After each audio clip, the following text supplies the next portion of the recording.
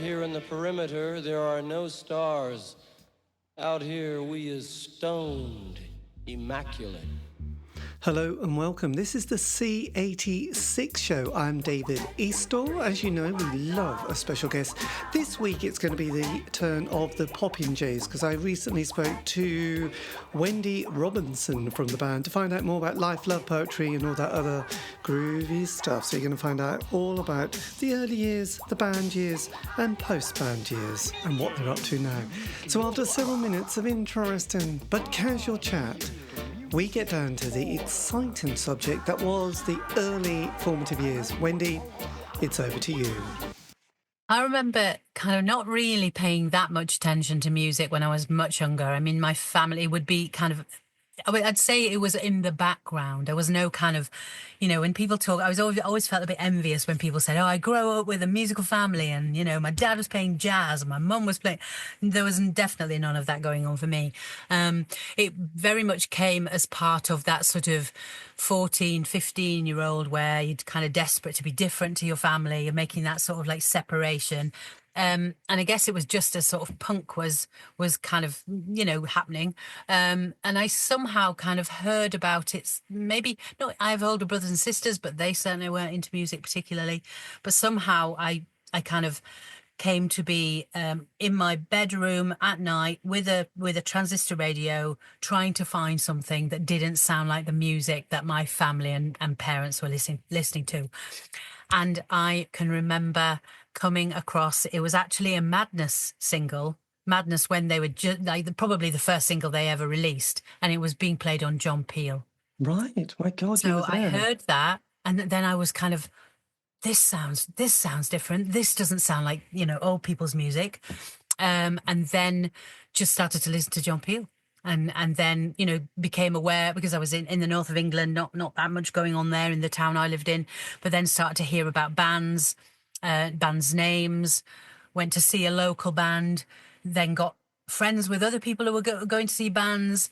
Friend who thankfully had a car and he would drive us to Manchester, Leeds, Sheffield, Nottingham, all in, you know, driving distance, and started to kind of just really get into music that way. So it feels a bit accidental, but I was definitely searching for something that felt like it was me and not my family. No. Did you used to sort of do Top of the Pops on a Thursday in the chart show on a Sunday afternoon, evening? Were you following the charts during your formative years, though? Yeah, I was, but I think that's where I would look at it and hear it maybe and think, this music thing's a good idea, but this doesn't feel quite right. So I think I'm the youngest of 12. So I think from a very early on point, felt myself kind of not wanting to be in that gang. Yes. You know, my sister seemed to kind of marry and you know, at the same time as well, I was you know, learning about things at school, kind of politics and I don't know, becoming aware, I think. Yes, my God. I was the youngest. Music didn't, you know, the top of the pop stuff. I never was one of those people that was like recording things.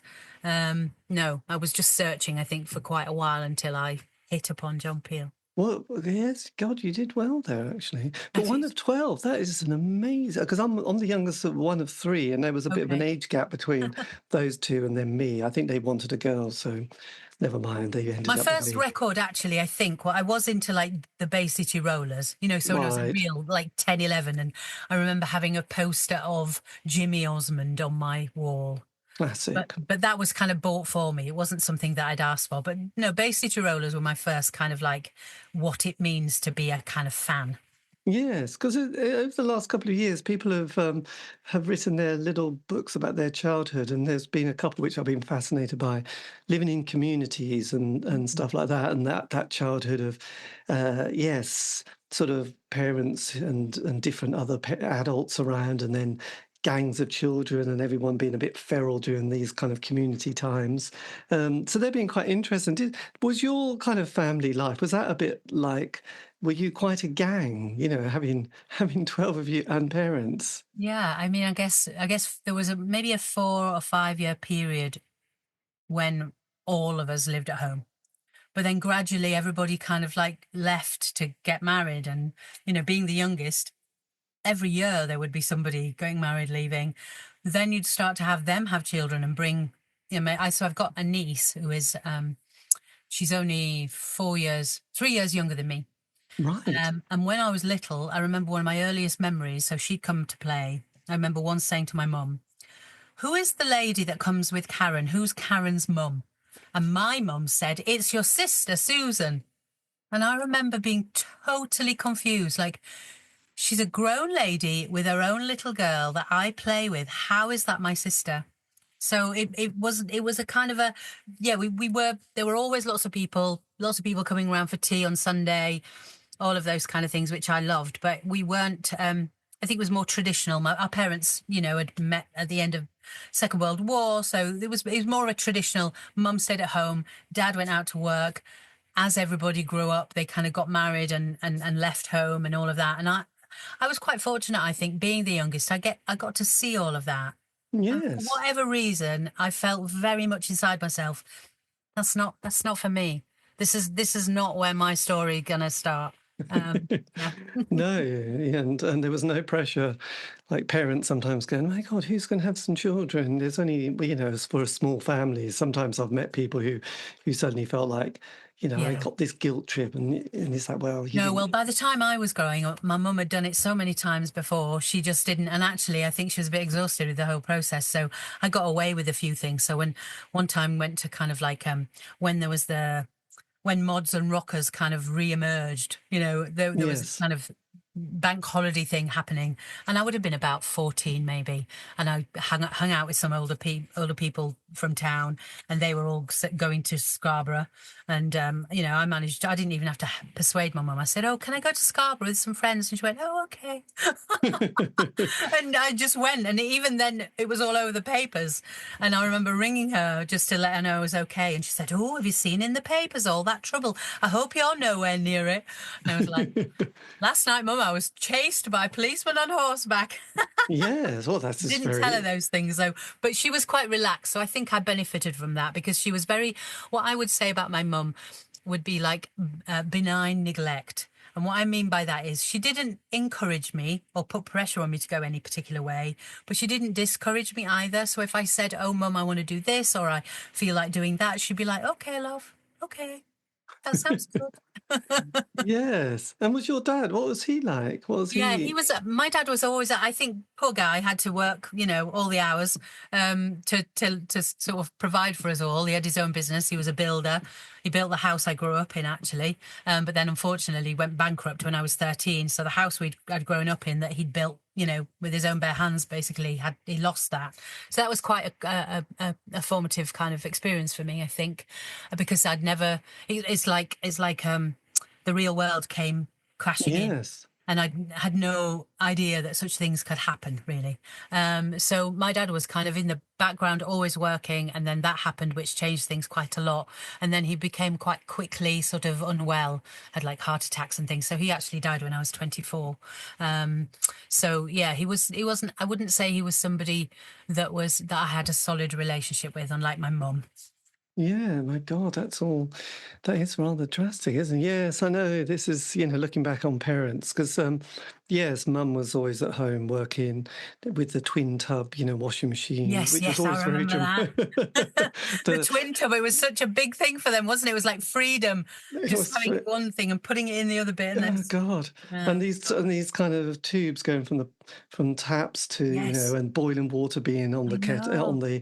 on the cooker and things vibrating across Gosh, the kitchen and I think as part of our enjoyment and things to do, we'd sit on it and just kind of yeah, yeah. shake a lot, and that was kind of almost a cheap day out really for us, actually watching this experience and tongs pulling out this kind of washing going from one thing to another. It's kind of ensconced in my memory, but again, Yeah, all I can remember was parents working. Dad would be sort of always having to have extra jobs to make ends meet, yeah, and if we wanted holiday or Christmas, he would definitely have to get an extra job to get some money to then for us to go to Pontins or Butlins, right, and yeah. I it was think I that was kind of quite gig. lucky in that way. My family always, my older siblings used to say, "Oh, you're spoiled. You had the best childhood," because actually, from when I was about 6 to 12. my dad was doing really well. He was a builder. He had a company with a build. It was kind of a, I don't know, pretty good time financially. So we did used to have holidays, but it was only to like Skegness or the Norfolk Broads or something like that. But then it all came crashing down in the kind of early 80s, late 70s crash, I suppose it was. I didn't realise that at the time, only understood that as I've looked back. So it felt like I had a lot of I didn't have a sense of our family struggling. But then it all changed when I was 13 and we lost the house, moved into a council house, which for a 13-year-old, when you kind of like, I don't know, always comparing yourself to others. I remember feeling so ashamed that had happened. And I used to get off the school bus like a stop early so that nobody knew where I lived. And it was like, I feel sad. I feel sad for the person I was then, and I probably wasn't a very nice teenager to my parents. But then at the same time, if things had gone on as they were, maybe I wouldn't have been driven to kind of leave home, move to London, Yes. myself to another lifestyle. Yes. God, I can't remember. There was a film I remember watching when I was very young about somebody who, would go out with some, I don't know, there was a scene which really painted that, where they would say, oh, I live here. And they go, oh, okay. And then they would get out and then they would sort of run around the corner to a council house to sort of, because they didn't want their boyfriend to know where they actually were living. And it was like, oh, God, I wish I remember that film. But that just flashed to my mind when you mentioned it. So when you got to 1980, which was... Thatcher got in 79, 1980. We were 16 then. Hurrah! Well, vaguely. Did you do CSEs or O levels at that stage? I did CSEs, yes, and O levels, and unfortunately, and not with any kind of massive. I mean, I enjoyed school. I think I liked the structure, so although, home was very sort of loose and lots of people coming and going and all of that kind of thing. And I'd always been interested in kind of reading and what was going on in the world and all of that kind of thing. So I really enjoyed school. So then got enough, I remember going to collect my O-level results, and the head of sixth form coming up to me. And so they must have seen the results already. And he said to me, have you looked at your results yet? And I said, yeah. And he said, look, you've done really well. You've got to come back to do your A-levels. And it was like, I know the first time anybody had taken a really strong line with me. Yes. So my mum, when I decided what O-levels I wanted to do, she was very like, okay, whatever you want, drama and, a few other things. I think I did O-level typing as well. I was in the back of my mind, northern working class. I always had an idea. You've got to be able to earn a living, Wendy. You're going to have to be able to earn a living. So I learned typing or something like that. But so I decided then, and I went home and said to my parents, I've done really well, and they're really saying I should go back and do my A-levels. And my mum said, oh, well, love, if you think that's the right thing to do, so there's no pressure to kind of like get a job or anything. Yes. Then my dad said, what's the point of that? You're only going to get married and have kids anyway. And actually, he didn't say it to have this impact on me, but the impact it had on me was, right then, that's absolutely what I'm not going to be doing. So somehow him saying it on the same day that, school had been saying, you're bright, you need to, make more of that. And so, I stayed on and did my A-levels. And I would say one of my A-levels I did was sociology. And I genuinely would say that was the turning point in my life. Learning that the family and politics and feminism, these were social structures. It wasn't how things had to be. It's how things were organised. And I remember when Thatcher got in, first of all, before knowing anything else, thinking, wow, a woman prime minister. Yes. But then so I was a socialist, I would say, brought up to be one. And then pretty quickly after doing A-level sociology and then getting into music, it all kind of combined to make me kind of quite determined to do things differently. Yes, well, quite. Blimey, that's quite a lot, isn't it, really? Because, yes, the early 80s was suddenly, we were at that age where suddenly there was the Falkland crisis, there was the miners' crisis, there was Greenham Common, and it was all getting rather tricky at that stage during that People sort of... protested, though, didn't they? People, if they didn't like something, they got out on the streets. I mean, I don't know where we stand with all of that now, really, but it felt like, I think what I took from all of those things was that even if you were not powerful financially, you had power as a person. You could make choices. You could, vote with your feet, vote with, Yeah. all of those kind of things. So, yeah, it was a good time, I think, for me to realize that, yeah, you can make a difference. You don't have to just Yes. follow the path that's been set out for you. And also there was those kind of Reclaim the Night marches as well, weren't there, during that sort of early 80s period, which I remember, well, all through the 80s, I think, and Rock Against Racism. So when you got to sort of your A-levels and you got them, did you then go on to university at this stage? No, so as was coming along, and I think I struggled for a bit of kind of low self-esteem at the time. I think I didn't necessarily expect to get the good O levels. I didn't really expect to get my A levels, even though I was studying for them. And at the same time, I almost felt like I had two parallel lives. I had two separate groups of friends. One were my friends that I went into town with, that went to see all the gigs with. They'd often have totally different jobs. One be, an engineer, one would be working in a shop. What we did with our kind of like education and part didn't come into it at all. We were just going to see bands, and that mattered more than anything else. Then I had my school friends, and that was very much like, which university are you going? What are you going to study? All of this. And it was coming to the point where you have to decide. And Yes. I just literally could not. I wasn't sure that university was right. If it was, what topic, what subject, don't know. Music meant more to me than anything else. So I just cooked up a plan that I would, for a year, go to live in London. How could I do that in a way that I could afford, be a nanny, have my, somewhere to live, get to go and see all the bands I wanted to see. And then probably I'll decide from there what I want to do, which university to go to, all of that. So Yes. that was my plan. The classic year off. That's always a good idea. That's a very good. So, what was your first gig that you went to? What was the first kind of or couple of gigs that you went to? Was it in Manchester or was it No, in Leeds? Huddersfield. So Huddersfield's where Huddersfield. I'm from. I saw Madness and the Selector. Oh, nice. And the Selector. I think they were probably the first. And then I saw a few kind of like punk bands. I actually saw Adam and the Ants when they were with a Z. Right. So there were a few things like that. So yeah, those were my first gigs, and they were all in Huddersfield. And then there was also a local band called the Kilometers, and they were a kind of like mod group. And I went to see them, and then they sometimes played in London, and they'd organise coach trips. So we'd go down for the day, and I'd be like, "Oh, it's London. This is where I belong." And I really remember going to West Hampstead, which was where they were playing in a pub there, and after the gig, before we got back on the coach, me holding the coach up because I had to run down into the tube station at midnight. Because I wanted to say, I've been in the tube station at midnight.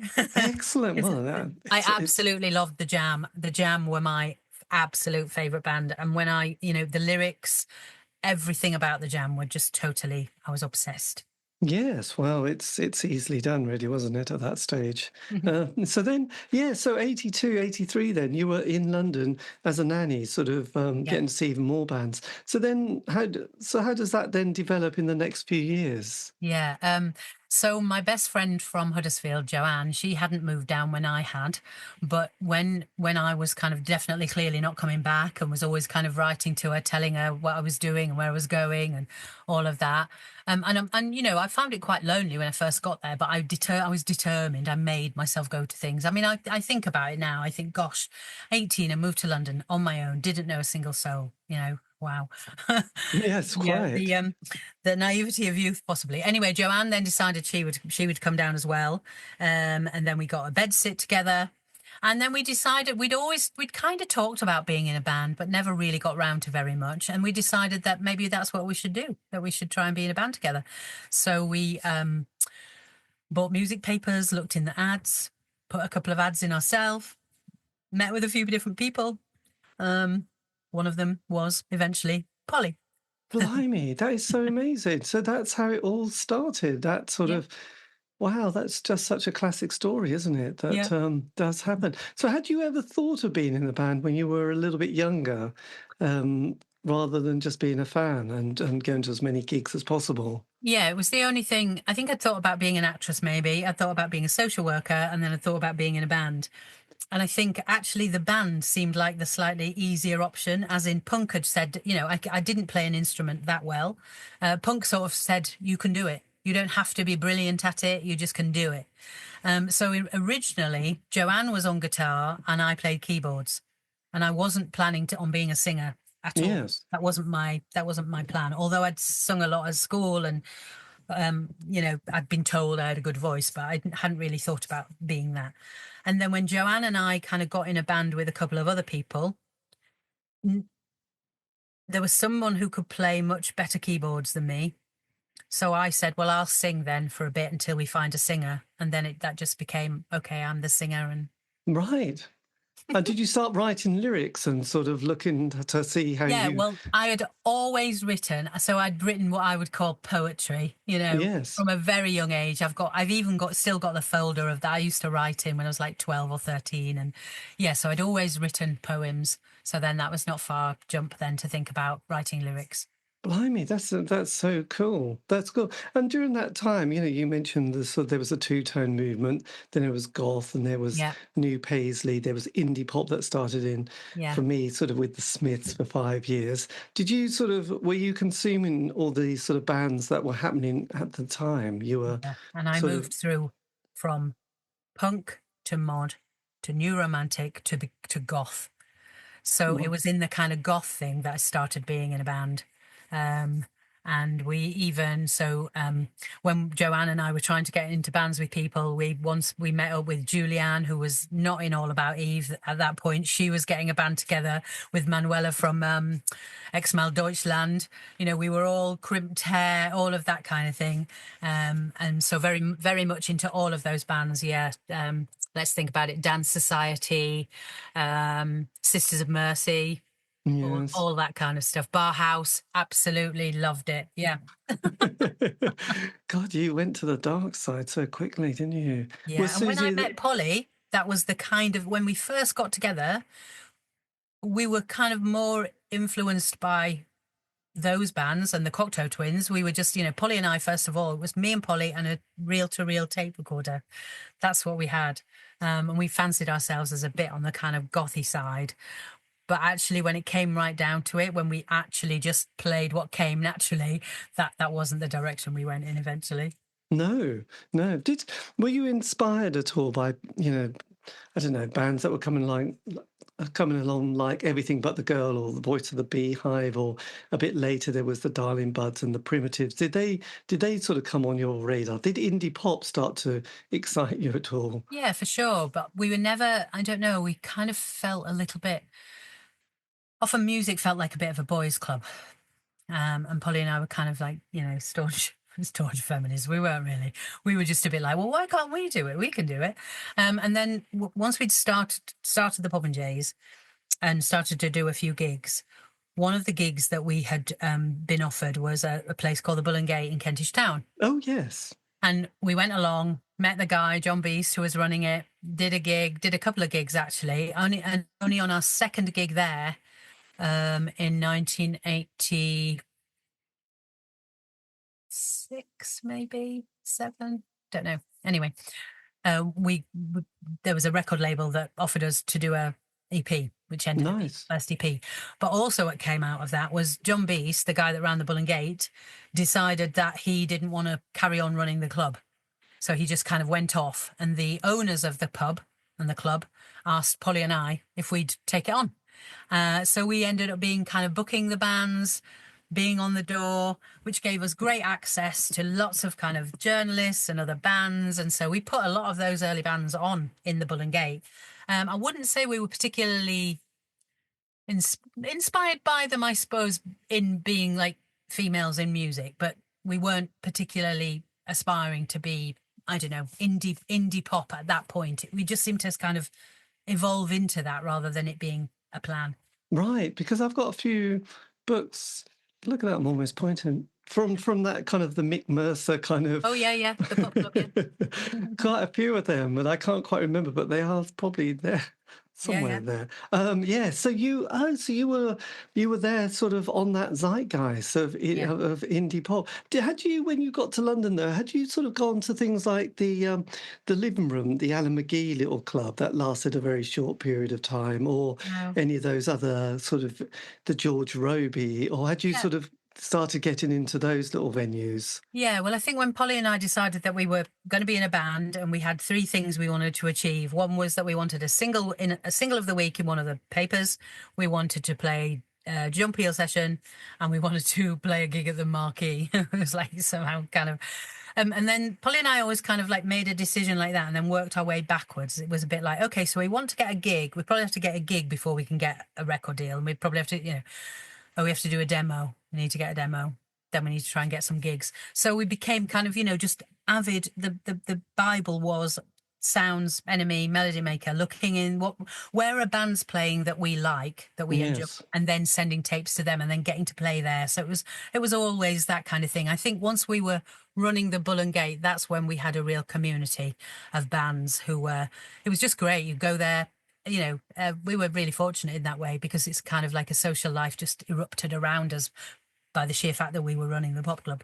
Yes, because there was an amazing book that came out, I think this year or last year.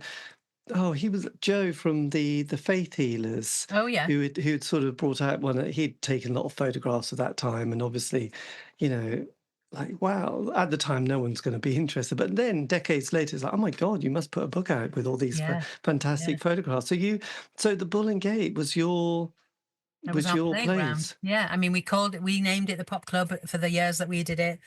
Had these huge kind of more than life size guitars hung around in the place, and yeah, it was a real creative time, and it was great listening to lots of bands and being able to give them gigs, because we remembered, how we'd found it when we were trying to get gigs, Yes. and So how then many once we got record deal, we were able to kind of run the club as well as be free to go on tours and stuff, do all of our own stuff. So yeah, it was just we're really fortunate in that. God, that is really fortunate, because that was one of the things I've noticed doing this show is that, yes, how many bands there are, but it was quite fortunate in the sense that good old Thatcher and the unemployment system, or job seekers allowance, or the enterprise allowance schemes. The enterprise allowance scheme, we went on that twice.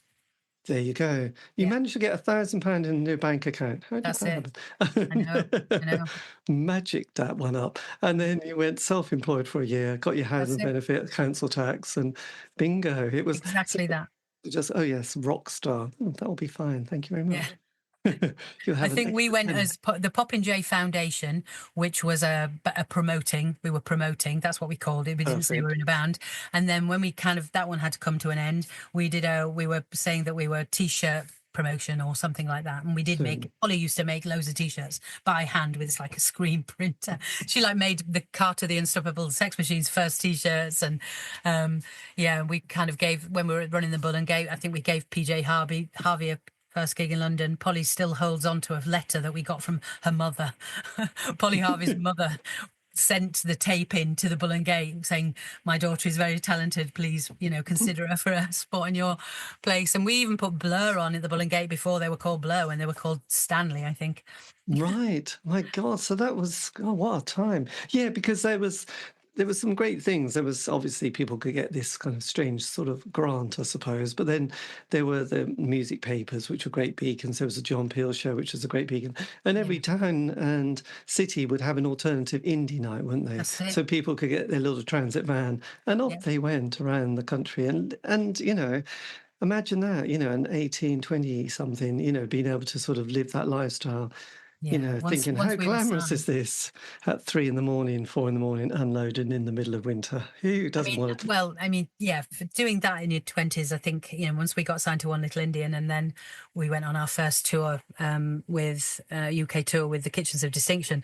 Not that our music was particularly similar, but we had similar ethos, I think, of kind of like, we got on really well when we just got chucked in a van anyway, and go to the UK. And I remember just being so blown away by the sheer joy of it, just being driven somewhere, turning up, doing a gig, having a laugh, next day doing it again, and being, Yes, that was your life. That was you were being paid for it. You were making records, selling records. It just felt like yeah, a dream, an absolute dream can come true. Even though, Popinjays were only very small scale in many respects, we still got to do all of the things that we'd hoped we would do, but never imagined we could. Yeah, and also, I mean, no one would be able to relate to the fact that when you were a bit of a lefty in the 80s, getting a job seemed completely like, how does that work? No one, career or ambition just wasn't on the radar at all. It was just like, it was happy hour down the pub and just kind of getting through life, wasn't it, really? There was not much ambition really on the left. No, well, I think that's where my politics were on the left, but I was never, I had a very determined sense of my life is going to be, I'm not going to be sitting about. Life isn't going to pass me by. I think I had a very strong sense of that, whatever I did was going to be on purpose. Yes, good ethos. So then your first single, was this on Big Cat Records Yes, then? yeah. So this is the one. This was a sort of 6-track EP, wasn't it? Really? Well, it was three tracks, the same 3 tracks on both sides. We did it. We always had a little kind of quirky way of thinking about things. So we said, play one side and save the other for best. Excellent. There you go. And where did you record it? That was in somewhere in North London. I think it was called Middleton Studios or something. I think it was a studio that had, been in existence for a long time, but not for that kind of music. And the guy that ran Big Cat was called Abbo, who was from UK Decay. Oh God, I've interviewed him. Yeah, he's married now to Keris Matthews, I believe. That's right. Yeah. She shut the door. She was like, could hear, and she came in, shut the door. Oh, I was like, oh, that's Keris. Yeah. Well, he saw us playing at the Bull and Gate, and it was incredible, actually. It was a very interesting thing because my dad had died the previous week and we'd had the gig booked. My dad's funeral was on the Friday and the gig was on the Saturday, and everybody was saying to me, look, you can't do the gig. And I was like, no, I'll go to Yorkshire, go to the funeral, then, I'm coming back, I'm doing the gig.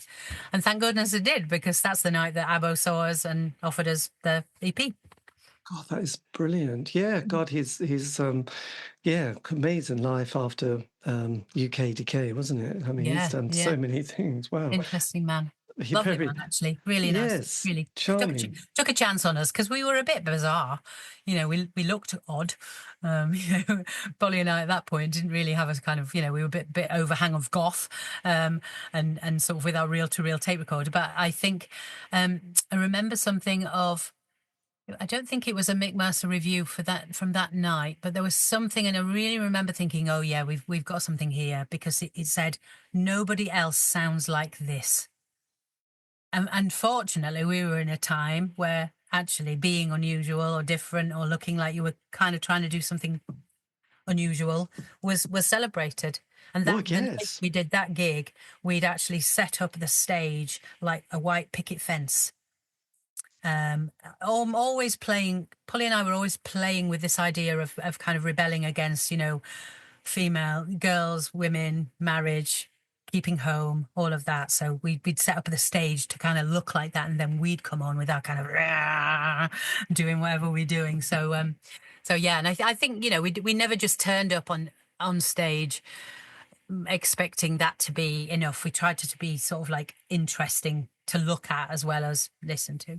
Yeah, and there was quite a lot of interesting quirky bands on the indie scene, which had a real thing, didn't they? There was like people like the Frank Chickens that came along, and there was, you mentioned the Copto Twins, but there was also those scratchy bands like Stump and Big Flame, who obviously weren't looking for longevity in their career, but there was that Red Wedge movement as well. So there was lots of angsty poets around at the same time. So I think that thing about being different was definitely going to be on John Peel's radar. And, being an indie kid, you always quite found it fascinating when somebody came along and you heard this sort of the beginning of, I don't know, I love the Frank Chickens. I thought they were great. But yes, it was a good time to be a bit sort of different, really. So then did you get the John Peel session quite soon after the Big Cat recording?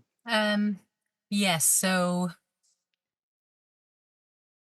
it was kind of more or less at the same sort of time. We were recording the EP, And that was due to come out. And then Polly and I always had a real DIY approach to, it wasn't like we were signed to a major and they were going to do all the promotion. We decided, we'd make sure people knew about us before even the review came out. And with John Peel, we sent a tape of the EP, but we bought this like huge, like maybe this size, like 3 foot tall plastic doll, and stuck the tape to the mouth, put it inside a big plastic bag, stuck the tape to the mouth, and then filled the bag with sweets. And we sent that to John Peel. So I would imagine that, caught his attention. Yes. And then the EP came out. We got a single of the week in the Melody Maker. And I think that was then, and to my shame, John Peel called to offer us the session. And I thought it was somebody just taking the piss. I thought it was somebody pretending. And so I because of how distinctive his voice was. And I just sort of said, "Oh, this is really not funny. Fuck off." And put the phone down. And that could have been the end of it. And then John Waters. Yes, I know. I'm just thinking the same name. Walter. One was the filmmaker, one was the producer. Yes, that's right. The John Peel, who also thankfully had a very striking voice. That's right. And he phoned, and I answered again, and it was like, and I thought, nobody I know is clever enough to do two voices. Yes. So then I was like, oh my gosh, I'm so sorry. And he was going, it's okay. Lots of people do that. Lots of people don't believe that John Peel will actually phone you and offer you a session. I was like, oh, thank you for ringing back. Yes. There must have been so many people who did that, it's strange, isn't it, to think that somebody like that just would phone you, have the time in the day to sort of go, yes, I'll just phone a few people and see if they're about. And the landline, as well. Not everyone had answer machines. There must have been No, at that point, we progressed onto an answer machine when we lived in our own kind of. At that point, we were living in a bedsit, and the phone was in the hall. It was one of those push the beep beep beep beep beep, one of those phones. So if someone was calling you, obviously you didn't have to pay. But yeah. Yes. Well, it was often, I remember there was, classic moments of people just having to go to phone boxes at a certain time, just waiting for the call and thinking, God, that was rather primitive. And also hoping that no one was going to be in the phone box at the same time. That could have missed their chance of fame. So what was your John Peel session like? Because you had the famous Dale Griffin, didn't you? We did. So the Mott the Hoople chap, was he all right with the band? Because most people went, he was a bit grumpy. Was he all right? He wasn't. I wouldn't say he was friendly particularly. And actually so the studio that normally was being recorded in for John Peel sessions wasn't available. They were doing some refurb. So we had to go to the Golders Green BBC Theatre and record in there. So actually we were in this huge kind of almost like, I don't know, theatre space that they'd kind of, he was behind this big window, came out every now and again. But it was... it felt a little bit dangerous in terms of we'd never kind of been under that sort of pressure. If you're recording in a studio, you can make mistakes, you can do, and we had to kind of get on with it really. But on another level, I think we just also we thought, my God, this can't really be happening. Are we really doing a Peel session? And then on the other hand, it was all a bit kind of like, why wouldn't we be doing a Peel session? Yes, this is all part of the master plan, isn't it? Yeah, exactly, really? This is what happens in that period. Yes, and that obviously brings you into a huge new audience, really, doesn't it, the Peel? Because I used to always record it on my trusty TDK D90 cassette and have to listen to, the show quite a few times because it was all sort of new music. So it was really it was just like bombardment of different sounds from the Bundu Boys to Public Enemy to Extreme Noise Terror. So it was quite tricky, but you persevere and sort of eventually sort of work out which tracks you particularly liked and which bands. So from that, was that when One Little Indian sort of you came on their radar? Yeah, so I think because following the first EP, we did gigs, we got some really good reviews, we got, as I say, single of the week. There seemed to be a little bit of a buzz about us, but then it wasn't clear whether Big Cat were able to kind of put an album out. It all went a little bit like, but if I look back at the time, span of it now, I think, my God, we were so impatient. It's like, oh, nothing's happened. A month's gone by. We must, Yes. we must make other plans. So I think what happened then was it just went a bit uncertain, and so we were a bit like, okay, so this doesn't look like it's going to be right for us. Let's kind of like, I don't know, maybe we got a bit more confidence now, as I say, we'd had those good reviews, and then we thought, okay, what label? If we could choose a label, what label would it be? And we decided that One Little Indian, because of the bands they had on, the ethos they seemed to have, the record sleeves, the fact that, Derek was from old punk days type thing. There was something really kind of alluring, I think, about the whole thing of them.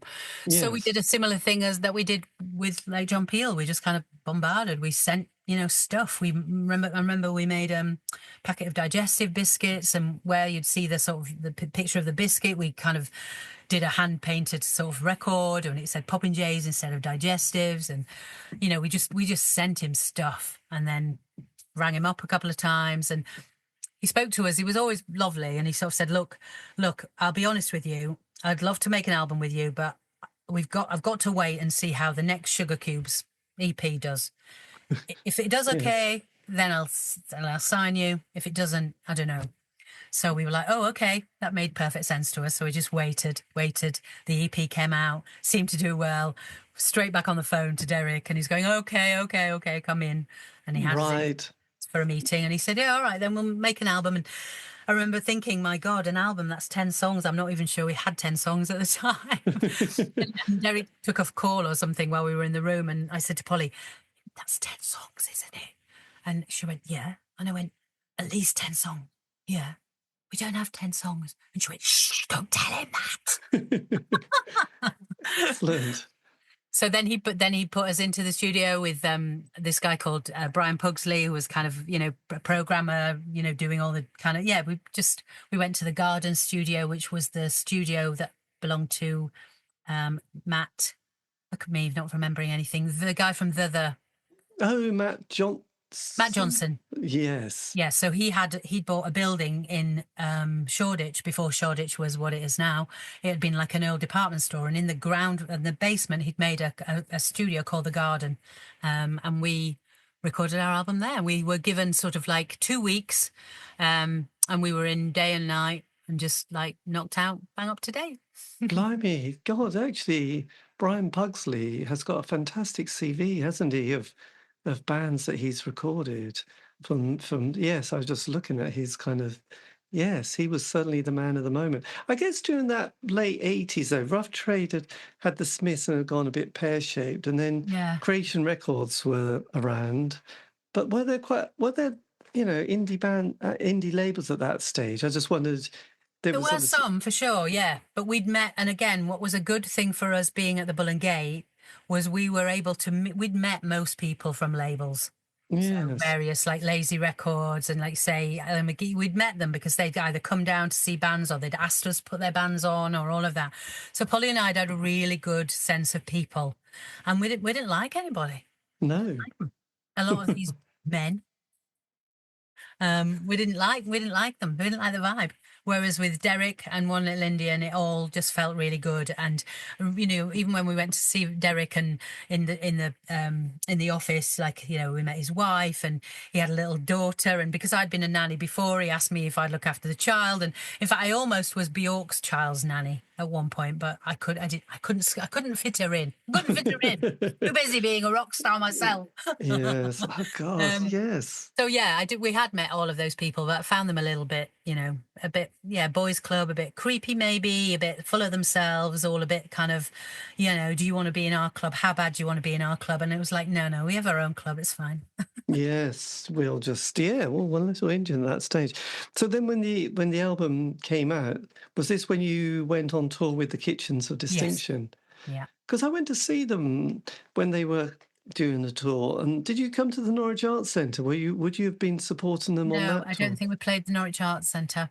The only time I played in Norwich was actually more recently in like 2017 when we did some heritage gigs. There was a big heritage festival thing there or something, heritage indie gigs. Oh, no, right. I don't remember playing Norwich. No. No, because then I remember seeing that particular gig and also the Heartthrobs as well, Oh which yes, were both so another on. one little Indian band that we went Yeah. on tour with, which was probably not as much fun in some respects. Yeah, we a few tours we went on tour with them. We went on tour with Cud, I think.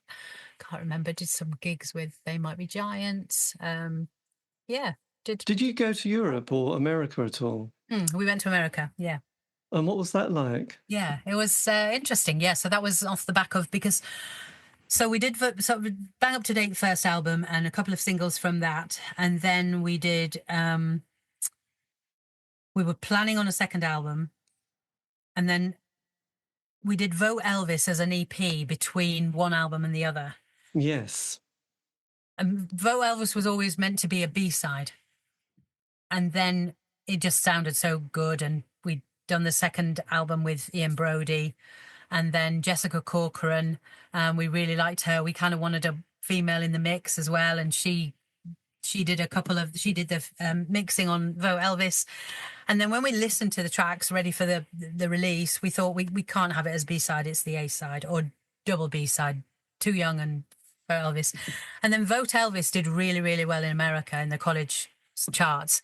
And we'd signed at that point to a label in America called Big Pop. And they were in Philadelphia, and they were part of like kind of a subsidiary of a much bigger record label that had been the Philly Sound, all of the kind of Motown stuff, but they had this imprint called Big Pop, and the guy that ran that just absolutely loved Popinjays and really, really pushed us. I remember Polly and I writing something like 60 postcards to different radio stations across the States from England with Union Jack on the front. Hello from the Popinjays in London. Please play our record. It worked. We did really, really well in America. So we went over there. Went over there a couple of times, but we never actually played gigs. We did a lot of those kind of like in-store promotion things or live on a radio station or in thingy signings. We never actually played gigs, but I think I have to blame myself for the not playing any gigs because I went over there once to do promo, and it just happened to be my birthday while I was there. And the record company said, "Oh, let's go out for dinner." And I just thought it was just going to be a few people, but they decided to make it a kind of meet and greet thing. And so I turned up, and there were all these people, and there was a big birthday cake, and I just drank too much tequila because I felt a little bit uncomfortable being the center of attention, and then was so hungover the next day when I was meant to go and meet the agent who was going to then promote our tour in America, and I forgot to go. Oh no. I mean, I got off the plane back to England, and I got home. Polly said, "There's a guy been ringing saying you didn't go and meet him." I was like, "Oh God, I forgot. I genuinely forgot."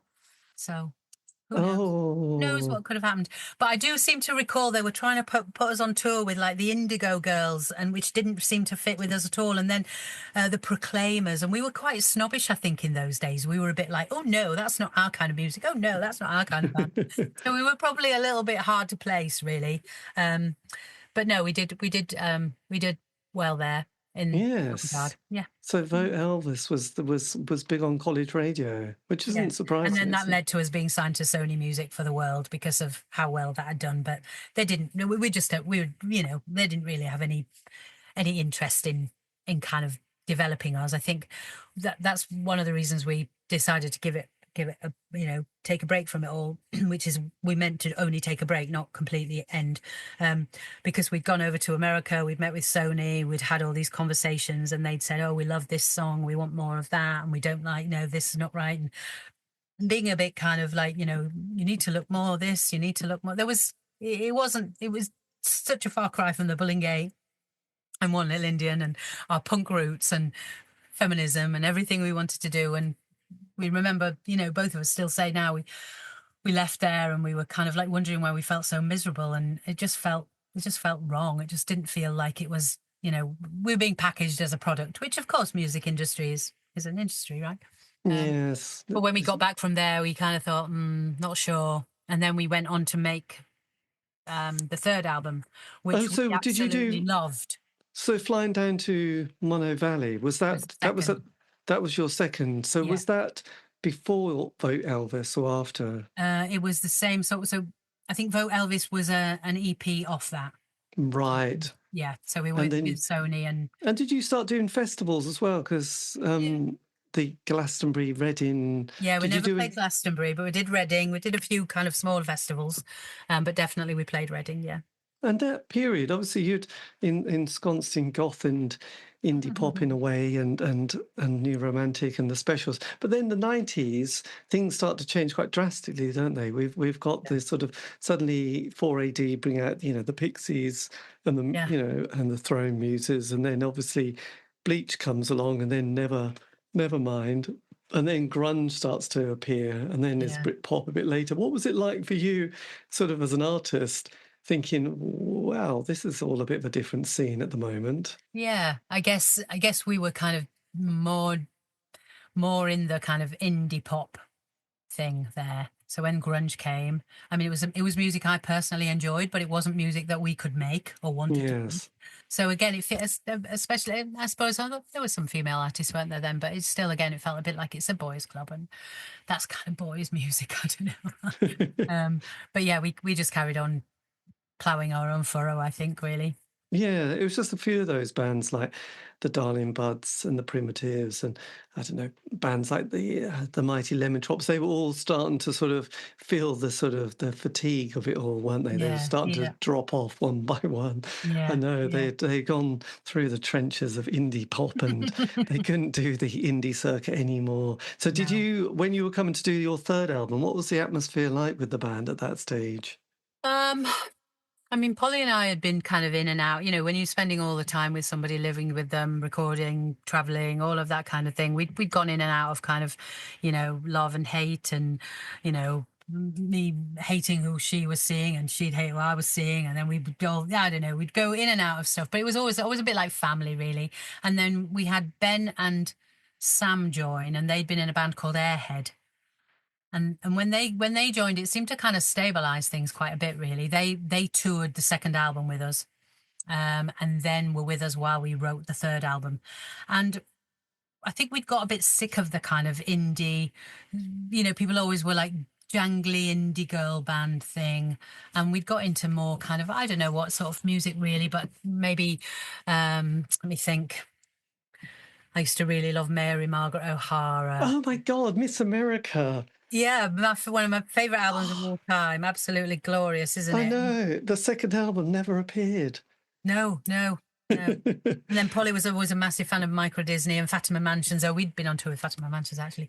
Anyway, we just decided we'd just write whatever we wanted to write that was a little bit less kind of poppy, indie, jangly stuff. And then we wrote Tales of the Urban Prairie, which we were really happy with, but it didn't really fit. It didn't fit neatly with the music we'd made before, and the reviews of it were, well, this is good, but it's not the Popinjays kind of thing. And I think all of those combined, we just sort of thought, why don't we just give it a break, and then we'll come when people have forgotten who the Popinjays were, we can come back and do what we want to do now, but we'll be called something else or whatever. So yeah, we Did you tour that album at all? No, I mean, Polly and I still incredibly close. I'd stay over at her house once a week almost, and we still sort of laugh about it because I remember her saying, no, we're going to be really moody. We're going to be really moody with this one. We're not going to go on tour. We're not going to do all that. We're just going to be really we're going to do a little bit of that. We maybe do a Mark Radcliffe session, and we're not going to release a single, and we're not going to go on tour. And it's like, what are people going to do then? We did one gig, I think, in London, and we didn't go on tour, and we didn't release a single, and yeah, it was all a bit useless, really. Oh, that's such a shame, because it does sound fantastic to this day. I mean, did you sort of, a couple of years later, did you suddenly, when you started seeing Britpop and, I don't know, bands like Echo Belly and Elastica and then Sleeper, did you think, we should be kind of in there a little bit, nestling away? I think that was probably another reason why we gave it up as well. We felt a little bit like we were never really championed by anybody or any particular, we didn't fit neatly into any sort of genre. And because we didn't have a manager for quite a long time, because we didn't feel we needed one, we were quite capable, but the industry didn't like it if you didn't have a manager. So we ended up having like 2 or 3 guys that were just used, they were just rubbish. And, anyway, so we didn't really play the game particularly. And then it felt a bit like it wasn't as enjoyable as it had been. And I guess if somebody had said, you're the best thing since whatever, and really got behind us and, promoted an album or something, it might have been a different story. But we kind of felt like, we'd had enough of it all by then. Right. Were you still doing the Bull and Gate at this stage? Were you still Given up doing the Bull and Gate? We'd just about given up the Bull and Gate when we were making the third album. So yeah, there you go. So then what happens for you in 93? What's the did you all sit down and have a bit of a, to quote Jim Morrison, this is the end, or not the end, but shall we just give it a break? Well, last album was released in 94. Oh, yes. And that's when we just sort of had this thing of like, nobody's really getting behind it. This is what we want to do. One Little Indian we felt like they weren't really helping us, promoting us, doing all that kind of thing, because we didn't fit in the, kind of niche as we had earlier. So we just kind of had a meeting with Derek. We said, we don't want to do this anymore. Can you let us out of contract? I think we had something where we asked if we could have the tapes of everything. We were a bit like, give us our tapes, they're ours. Some nonsense like that. And then Polly and I just kind of said, well, let's just give it a break for a bit. And she was by then had begun DJing as part of the Mean Fiddler, kind of doing some gigs as a DJ with a friend, with Liz Naylor, who had been our press person at One Little Indian. Yes, Liz. Liz and Riot Girl and all of that. So Polly was with her and doing all of those things. While I'd been at when I'd been in the band, I'd volunteered at Childline, and I just kind of decided to put my attention to developing my sort of therapy skills, just taking a break, and then the break just went on, and we never. We also, another thing that kind of was a nail in the coffin was at the end of our last tour, or maybe even after that one gig that we did for the third album, our tour manager had a lockup where he kept all of our gear, and it was stolen. Everything was stolen. So Polly had a couple of guitars at home, and we had maybe a DAT player, but we nothing. So it was a bit of a we feel like giving up, and then that happened, and it was a bit like, do you know what? Let's just let it go now. Oh God, that is harsh, isn't it? Yeah, but we were both interested in other things, and it didn't feel like a sort of a. Yeah, it felt like almost like a relationship coming to an end. Like you'd had this amazing experience, or you just kind of grown out of it, maybe a little bit. Yes, wanted to do other things. I think that's, I mean, God, you're still so young at that stage as well. We were still so young, 30 or 32 or something like that. Yeah. Yes, and yes, I know. When we were growing up, and you think, God, Paul McCartney is in his 30s. That's ancient. Mick Jagger, it's like. It is now. I know, God, what I thought that was. Thinking these are old. But, Debbie Harry was in her 30s when we saw her on Top of the Pops. Wow. Actually, she just didn't look 30 at all, did she, really, when she sung Didn't Still doesn't look 70 or whatever she is. I think she's... So you focused on Childline. Mm-hmm. Did music come onto your radar at all? No. I took a real... And again, it felt a bit like... It felt like a relationship had ended, and then you don't talk to that person anymore. It felt a bit like that for me. I kind of turned away from sort of music. I think because there was a bit, it felt like a broken, like a divorce, if you like. That, so I didn't really get into music that much for quite some time, and then gradually got back into listening to it, enjoying it in that way, but not in any sense of thinking, oh, I want to be in a band. I think I kind of maybe. No, I don't think I did any kind of singing. Just totally gave that up entirely. Yes. Well, you must admit, a few people I spoke to have just, I don't know, they weren't traumatised by their musical experience, but it did leave them, feeling like they'd been in a tough football game with quite a few bruises and a bit of... there was some of that, but I think I'd always got a sense, and again, whether it's my kind of working class kind of pride or something, I never wanted to be someone who was oh, that's so-and-so, she used to be in a band. I didn't Yes. want, I wanted that to be a really solid part of my life, and then to decide to do something else and be very good at that. I didn't want it to be sort of like, I think when we ran the Bull and Gate, you'd see people that had been in bands for years and they just kept kind of playing the same gigs, or they'd slightly change the lineup and change the name, but they'd just carry on, and they were getting old, 30. I didn't want any of that for myself. So I felt like, okay, this has gone as far as it can. Let's like leave, quit while we're ahead. And at that point we kind of, had some bruises and just felt a bit disillusioned with the whole process. So stepped away, and then didn't really think about it again until we were approached in 2015, 2014, asked if we'd like do some reunion gigs with other Hindi bands. Yes. And did that take much persuading when you were given that sort of option? It didn't for me, because I just had a big birthday, and my life was kind of, I just felt like I was in a mind space of kind of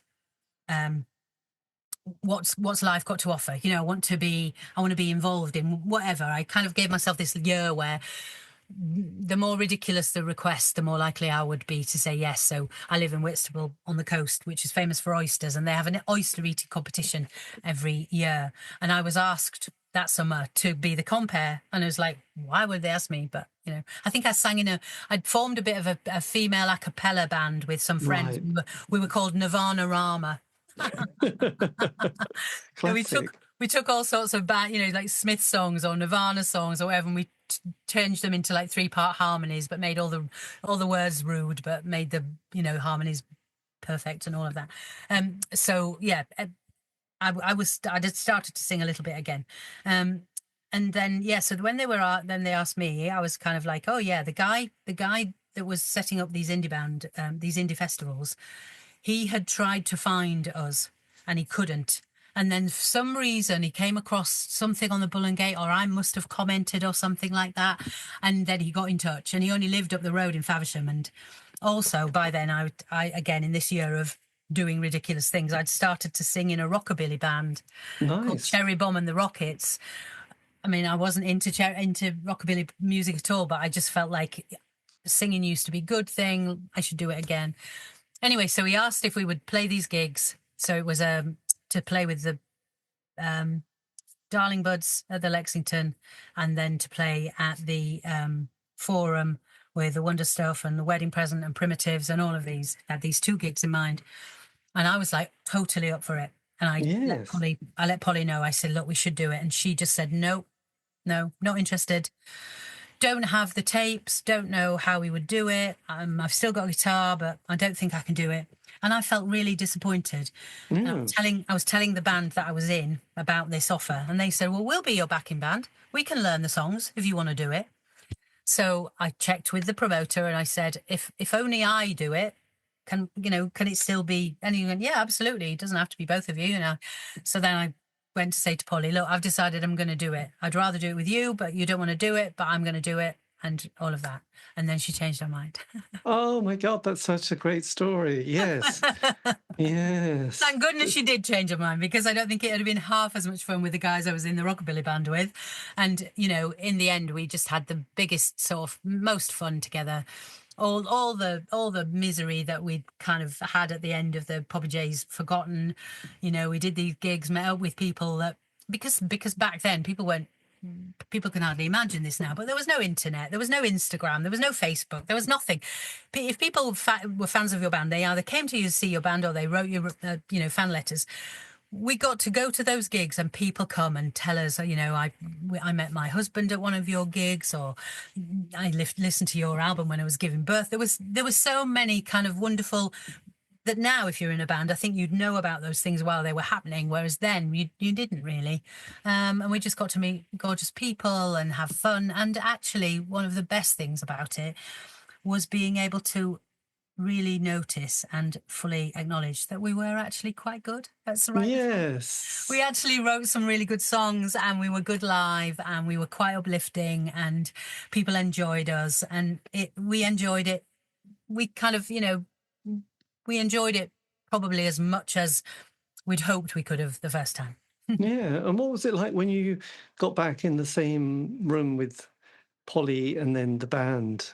Was that quite a sort of interesting, because it Yeah. had been over 2 decades probably since you'd been in the same space. That's Did right. And that? it was only Polly and I, because always anybody else that we brought into the band were like hired hands. It was only ever Polly and I that were songwriters. Yes. And we'd stayed friends all the way through. So and we would almost instantly, the minute we had our first rehearsal, playing the tapes, playing the songs, singing, excuse me, we got an immediate sort. We were just laughing. We were just laughing our heads off. We were just loving it. We were just remembering things from, oh, do you remember when we played that gig? Do you remember when we so and so? All these kind of memories came, and we just, yeah, it was an absolute joy from start to finish. There was not a minute of any of those gigs, and I think we played the last one in 2023. Every one of them has been an absolute joy. Oh, that's nice. Because I mean, with a few people who've had this experience, it felt for them quite a healing process. It felt like there had been this thing that was slightly niggling, in their lives that, they had to repress or forget. And, they hadn't slightly, I don't know, hadn't made peace with it, I suppose. There was that sense there were still things that were just a little bit there.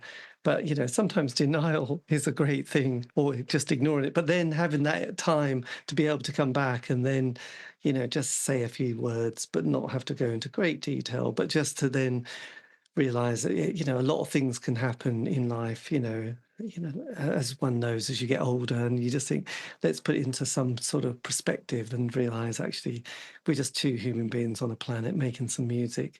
We Totally. did we did some ridiculous things, and mostly people can own, yes, before you say anything, I'm sorry that I said such and such, because I realized that wasn't a great thing either. And then everyone feels a bit like, oh, okay, that's fine, and let's move on then. And oh, that's great. It's really Yeah, it nice, was. isn't it? I think it was very healing, and also just rejuvenating as well. I think, and it gave us that gift of enjoying it. And you weren't worried about whether someone was writing about you or how many people came to your gig or whatever. When we did first gig at the Lexington, I was sure there would be. When we went to come on, there'd be nobody there, and I was like walked out, and I was like, oh my goodness, and to still see some of the same faces on the front that we'd seen like 30 years ago or whatever.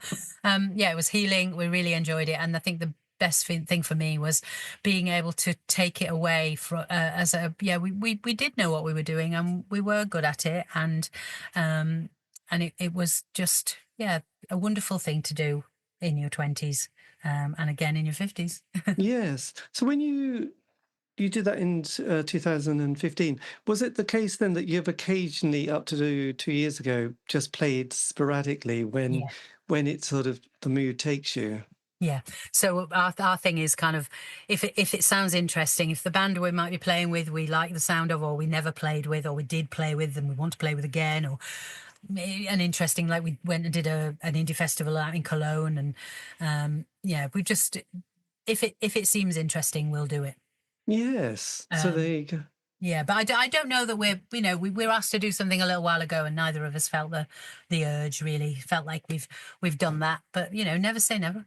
No, well, it's nice in a way, and it stops having that certain pressure to say yes or no, and then have to change your mind. You think, oh, that's Yeah, quite a lot of emotional baggage, manoeuvring sometimes. But that's yeah, brilliant. Did you yeah. ever sort of make any new music, either with yourself or any of your other musical bands? No, so I did make a record in 2017 with someone who had been a Popinjays fan in America, had travelled over to see the gig when we played with the Wonder Stuff, met then, really got on, and he was in a band in San Francisco. There was like a shoegazy band, and I think it reawoken the part of me that was like always wanted to be the Cocteau Twins, and kind of we made this one single which I think it got reviewed, and somebody said something, I can't remember exactly now, but it said something like Wendy's vocals always on the brink of breaking, and there was something, and it was like, oh, that's it. Nobody ever described my vocals as kind of like fragile or any of those kind of things, and I think I'd always wanted that. I didn't want to be a shouty pop person. I think somewhere deep inside me I wanted to be this kind of misunderstood, sort of deeply emotional goth. So was this kind of more dream pop? Yes, it was dream pop for certain. It was Yeah, dream pop. absolutely. So this was Moth to a Flame. That's right. Yeah, yeah. So just the one single, did a handful of gigs. Very difficult to be in a band when one of you's in San Francisco and the other one's in England. So but I really, I feel that was a real treat for me because I got to make a record that was nothing like the Popinjays, but was a kind of tiny little part of me that always wanted to see if I could make music like that. So that was really lovely as well. But I think the nice thing about getting older as well is that I was satisfied with that. We made one record. You know, if it had become an album or whatever, we probably wrote about half a dozen songs together. But I was happy with it. I didn't feel like, oh, I need to get back in the music industry. Or I had a little bit of a dalliance with it, thinking, oh, should we try and get it played on Radio 6? And you know, we met with Steve Lamacq because Polly and I were thinking of putting a book together about Popinjays, and he was going to do the introduction. But it all kind of like ended up being like, no, we don't really need to do any of that. Right. Yes, the great archiving. Well, we, as a fan, you know, the archiving is fun to see because there's been so many publications, books, and even films made from about bands, and you know, I mean, it must take a lot of work, but it is beautiful to see, you know, and it does. I mean, because there's a sort of art to it as well. You know, the posters, the you know, the design, you know, everything about it, I think, is just great. There's so many books that have come out recently. I mean, it does cost a fortune to buy them, but it's still worth it. But then, we were looking into that at one point with One Little Indian, and we started. Polly's the archivist. She got all of the stuff out. We were starting to look at it, but then it got a little bit, you know, too many of those conversations about how many units you'd have to sell. But then we also, in that process, uncovered some demos and some songs that we'd totally forgotten we'd written, and so we put out a little EP. We put out a what did we call it? Demos and Rarities, which you can get on Bandcamp, which has got some great tracks, things that I've never remember recording at all, or like a track from the third album, which is called Kentish Town, and we discovered another version which is exactly the same backing but a totally different lyric and a totally different vocal. And when I listen to it, I think, oh gosh, that's so much better. We should have gone with that one, but I don't even remember writing it or recording it. So that was nice because then we got to give that away when we played a few of the gigs, and you know, real fans got hold of it. So that was nice. Yes, it must be nice to see, you know, various, you know, when you play those dates, certain people who must have seen you at the time, but also probably people who were interested to discover you and see what it was all about sort of decades later, who probably weren't even born, actually. It must have been... No, well, in the very last gig we did, my son, who was maybe 20 at the time, he'd recently moved to, no, he was about 19, he'd gone to London to university, and he'd known I'd been in a band back when, but had never taken any notice really of the more recent gigs. Anyway, I'd said to him, I'm playing a gig in London on Saturday night, do you want to come along?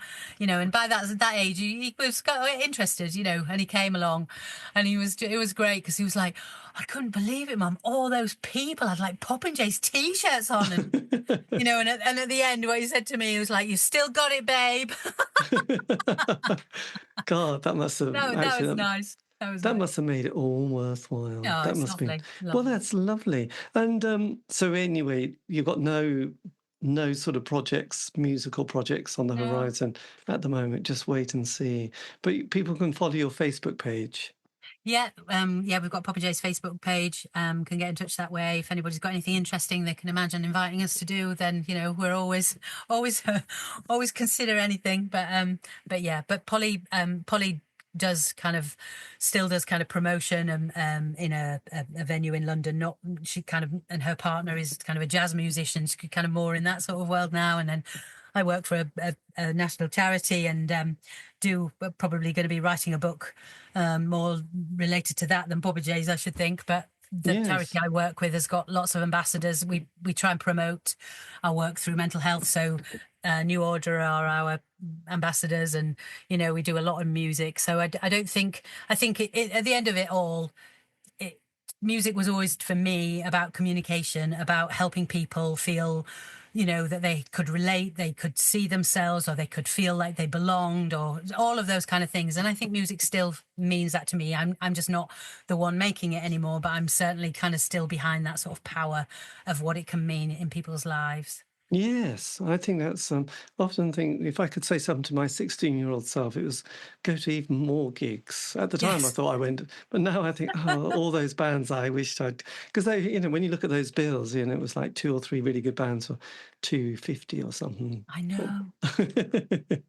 And you went, oh no, I should have gone to that gig. I shouldn't have been so on the fence, thinking, I'm not sure, I'm not that keen. It was just go. I should have just gone. I mean, if you could have whispered something to your 16-year-old self, I'm always curious. Is there anything in particular that you would have just said to them, even if that Yeah. person might have ignored you? Probably would, but I think it would be more around reassurance. I think it would have been around kind of, it's all going to be great.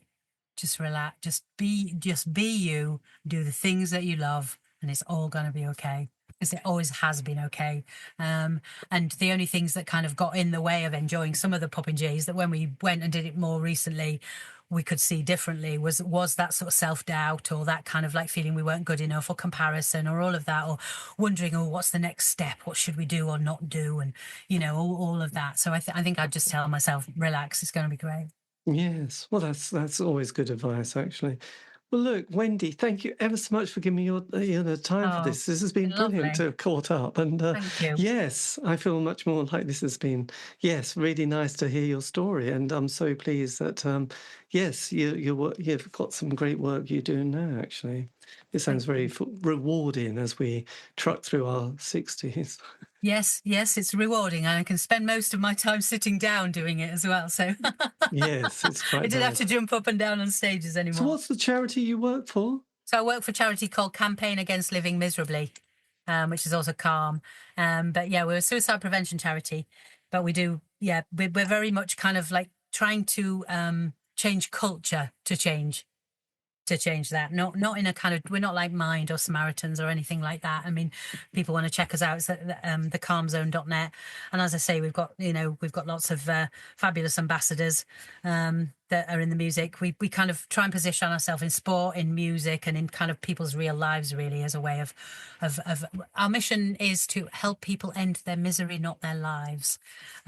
So yeah, it's fits right on my street. The guy that our CEO used to be a manager of bands and was in the record business. Our director of partnerships also was in bands. There's a lot of us in the charity who have come through that sort of world. So I feel right at home there. Yeah, well, God, I'm going to check this out. That Yeah, sounds please do. fascinating. And in fact, I have, and I'll put the link of the charity in the notes below. And that, dear listener, is the end of the interview. A massive thank you to Wendy for giving me the time for that. As I said, still a member of the Popinjays. Do check out their back catalogue. It's fantastic. Hopefully they'll be playing again live one day. This has been the C86 show. If you want to contact me, you can on any of those exciting social media platform sites. They're fascinating, I know. Just do C86 show in my name, David Eastaugh, and send me a message. Obviously, yes, just make it groovy and positive. Otherwise, why did you bother? Anyway, have a great week. Stay safe.